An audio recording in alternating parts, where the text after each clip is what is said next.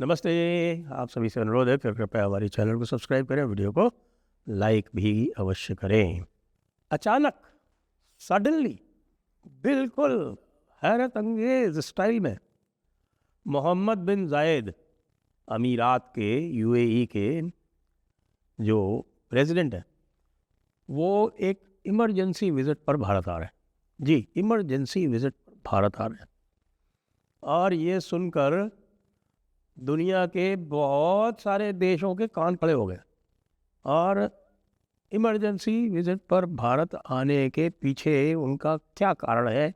क्या ये कारण उनका सऊदी अरब से जो फ्रिक्शन हो रहा है, उस फ्रिक्शन में क्या वो भारत की मध्यस्थता कराना चाहते हैं? जबकि वो फ्रिक्शन हुआ क्यों है, वो भी जानना आवश्यक है। सऊदी अरब से यूएई का फ्रिक्शन इसलिए हुआ है क्योंकि जो साउथ यमन में जो एक सत्ता है, देखिए यमन भी बड़ा विचित्र देश है, वहाँ भी 3-4 फैक्शंस काम कर रहे हैं।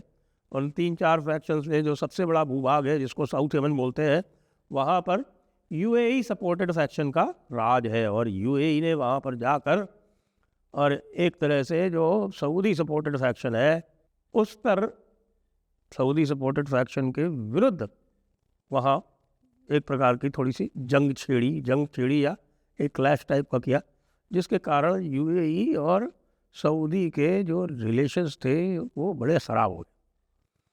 अब आपको ये भी पता है कि पाकिस्तान और सऊदी ने एक म्यूचुअल डिफेंस पैक्ट कर रखा है, जिसमें ये लिखा है कि साहब के म्यूचुअल डिफेंस पैक्ट में यदि सऊदी पर किसी ने हमला किया या सऊदी से किसी की लड़ाई हुई तो पाकिस्तान उसमें आएगा, और यदि पाकिस्तान से किसी की लड़ाई हुई तो सऊदी आएगा। अब कैसे आएगा ये बिल्कुल क्लियर नहीं है। तो सवाल ये है कि यूएई से यदि लड़ाई हुई है सऊदी की, तो क्या पाकिस्तान बीच में आएगा? क्या पाकिस्तान की औकात है? क्योंकि पाकिस्तान अगर बीच में आ गया तो आप ये समझ लीजिए कि पाकिस्तान का जो पूरा का पूरा जो एलीट है उसकी सबकी प्रॉपर्टी दुबई में है। आप ये सोचिए कि कितने अरबों डॉलर का नुकसान हो जाएगा पाकिस्तान के एलीट को। और पाकिस्तान का एलीट पाकिस्तान को नहीं मानता, वो डॉलर को मानता है। उसकी अपनी जो पर्सनल वेल्थ है वो उसके लिए सबसे अधिक महत्वपूर्ण है।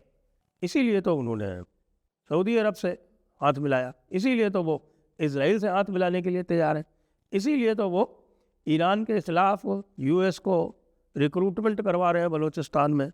जैश अदल एक सुन्नी तहरीक है जो शियाओं के ख़िलाफ़ काम करती है, और वो जो बलूचिस्तान का इलाका है ईरान का, उसमें जाके और आतंकवाद फैलाती है। तो उसके लिए अमेरिका की तरफ से रिक्रूटमेंट करवा रहे हैं जैश अदल के लिए। अब जैश अदल का बलोच फाइटर से कोई लेना देना नहीं है। तो जैश अदल जो है वो एक विचित्र किस्म का एक आउटफिट है और विचित्र किस्म का एक जिसको हम कहते हैं कि एक आतंकवादी संगठन है। तो ये जो सारा ये गड्ढमड्ढ चल रहा है, इस बीच में तुर्की भी कूद पड़ा, और टर्की जो है वो एक इस्लामिक नेटो बनाने जा रहा है। तुर्की कह रहा है कि साहब की इस्लामिक नेटो बनाइए, और यदि हमारे आपके तीनों के साथ में कि हम म्यूचुअल पैक्ट करते हैं कि तीनों के विरुद्ध यदि किसी का भी आक्रमण होता है तो फिर वो बाकी दोनों पर भी आक्रमण माना जाएगा, और फिर तीनों मिलके जो सामने वाला होगा, जो कि टर्की के लिए तो वैसे इस समय कोई ऐसा है नहीं जो उनके ऊपर आक्रमण करने वाला है, लेकिन टर्की जो है वो अपने जो हथियार है उनको बेचने की जुगत देख रहा है। अच्छा, इस सब में हमारे सैम बहादुर जी क्या करते हैं? क्योंकि ऐसा कुछ भी हो पूरे विश्व में और अंकल सैम उसमें ना कूदे, और ख़ासतौर से जब ट्रम्प अंकल है वहाँ पर, तो ट्रम्प अंकल का तो कूदने का तो बिल्कुल बनता है। तो ऐसे बीच में, इस सारे गड्ढमड्ढ के बीच में मोहम्मद बिन जायद आ रहे हैं भारत। क्यों आ रहे हैं, आइए जरा उसका विश्लेषण करते हैं। मेरा ये मानना है कि सऊदी अरब जो था वो अमेरिका से थोड़ा सा अलग थलग जा रहा था। अमेरिका की सारी बातें नहीं मान रहा था। अमेरिका जिस प्रकार से उसको ऑयल ट्रेड करने के लिए कह रहा था वो नहीं कर रहा था। अमेरिका जिस तरह से सऊदी अरब को कह रहा था कि भाई आप हमको हमारा अपना एयर स्पेस वगैरह इस्तेमाल करने की इजाज़त दीजिए, आपकी टेरिटरी इस्तेमाल करने की इजाज़त दीजिए ईरान के अगेंस्ट में, उसने मना कर दिया। फिर वो एब्राहमिक अकॉर्ड्स आगे बढ़ाना चाहता था। एब्राहमिक अकॉर्ड्स अभी तक वो किसके साथ कर पाया है? वो उन्होंने 4 अरब देशों के साथ में इसराइल का अकॉर्ड करवाया है अभी तक। उसमें यूएई भी एक है, इसमें यूएई है और बहरीन है। गल्फ़ के जो जीसीसी है, गल्फ़ कोऑपरेशन काउंसिल, उसके ये 2 सदस्य हैं। उसके 4 और भी सदस्य हैं, कतर है, कुवैत है, ओमान है और सऊदी है। इन चारों ने नहीं किया है उसमें साइन। हालांकि ये बात चल रही थी कि भाई पीछे से बैक चैनल टॉक्स चल रहा है और सऊदी अरब भी कभी भी एब्राहमिक अकॉर्ड पर साइन कर सकता है।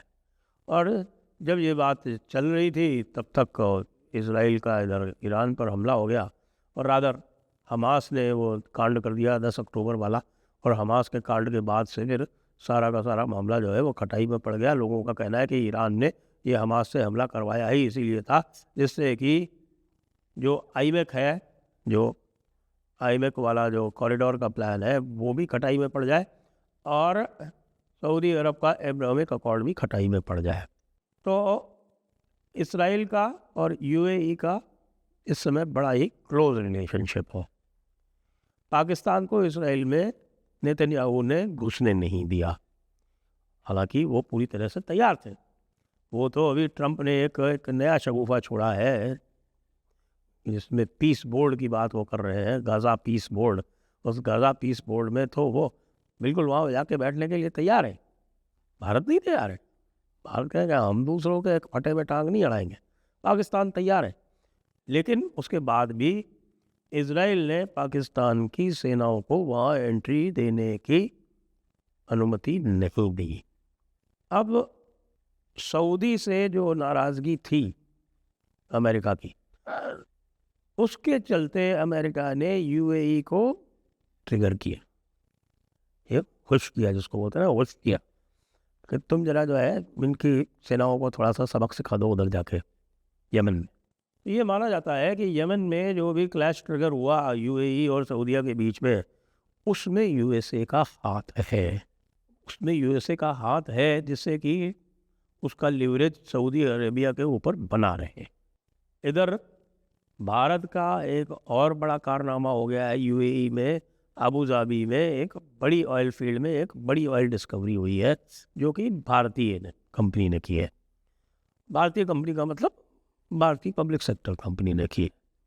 उसके अलावा एक बात और भी याद रखें कि यूएई के साथ में हमारा कॉम्प्रिहेंसिव इकोनॉमिक पार्टनरशिप एग्रीमेंट है, जिसको आप कह सकते हैं फ्री ट्रेड एग्रीमेंट टाइप का ही है वो।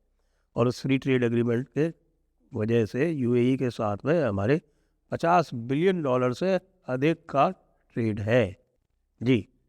और यूएई जो है वो हमारा पहले 4 पार्टनर्स में आता है, यानी कि ईयू, यूएसए और ईयू और चाइना। इनके तीनों के बाद में चौथा नंबर यूएई का है।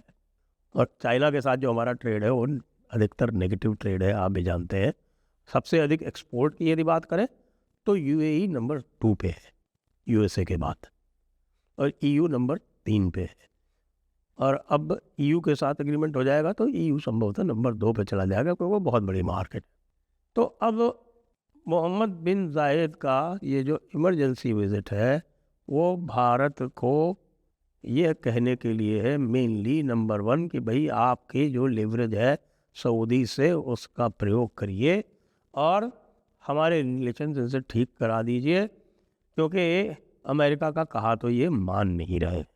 आपका कहा ये अवश्य मानेंगे, क्योंकि आपके भरोसे ही इनकी ज़िंदगी चलती है। सऊदी के साथ भी हमारा अच्छा ट्रेड रिलेशन है। ट्रेड रिलेशन के साथ साथ उनका जो सारा कामकाज चलता है वो भारतीयों के कारण ही चलता है। वो भारतीयों को वहाँ रिप्लेस नहीं कर सकते। यदि चाहे भी कि वो पाकिस्तानियों से भारतीयों को रिप्लेस कर दे, वो संभव नहीं है, क्योंकि पाकिस्तानियों को तो वो अपने आने ही नहीं देते। यूएई ने तो वैसे ही वीज़ा बैन लगाया हुआ है, और सऊदियों ने भी उनको वीज़ा देना बंद कर दिया था, कहा था तुम सारे भिखारी भेजते हो यहाँ पे।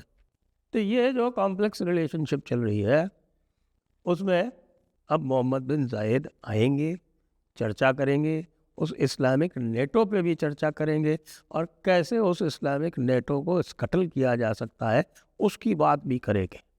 क्या भारत को इस इस्लामिक नेटो से कोई ख़तरा है? कतई नहीं। तो बस इतना है कि भाई जो ये कुछ ड्रोन्स वगैरह की जो टेक्नोलॉजी है टर्की की, वो टर्की पाकिस्तान जैसे फोकड़े को थोड़ा सा बेच लेगा, लेकिन उनकी टेक्नोलॉजी का और उनके ड्रोन्स का हमने जो हाल किया था वो सबको पता है। उनकी जो टेक्नोलॉजी थी वो अज़रबैजान में काम आ गई, लेकिन भारत ने भी उनको, आपको पता है, आर्मीनिया, साइप्रस और ग्रीस और तीनों से घेर दिया है टर्की को। और टर्की के आसपास का जो पूरा क्षेत्र है, जो उनका नेवल एरिया है, उसके पास मेडिटेरेनियन में भारत वहाँ जाकर एक्सरसाइज भी कर रहा है ग्रीस के साथ, जिसको रोकने का प्रयास उन्होंने किया, बुरी तरह से मुंह की खाई। तो ये अब एक बहुत ही इंटरेस्टिंग डेवलपमेंट है और हम इसको बिल्कुल क्लोजली फॉलो करेंगे और देखते हैं कि इसका क्या नतीजा निकलता है। ये भारत और यूएई के रिलेशनशिप में तो एक मील का पत्थर होने वाला ही है। पूरे के पूरे मिडिल ईस्ट में इसकी धमक सुनाई पड़ेगी। जय हिंद, जय भारत, वंदे मातरम।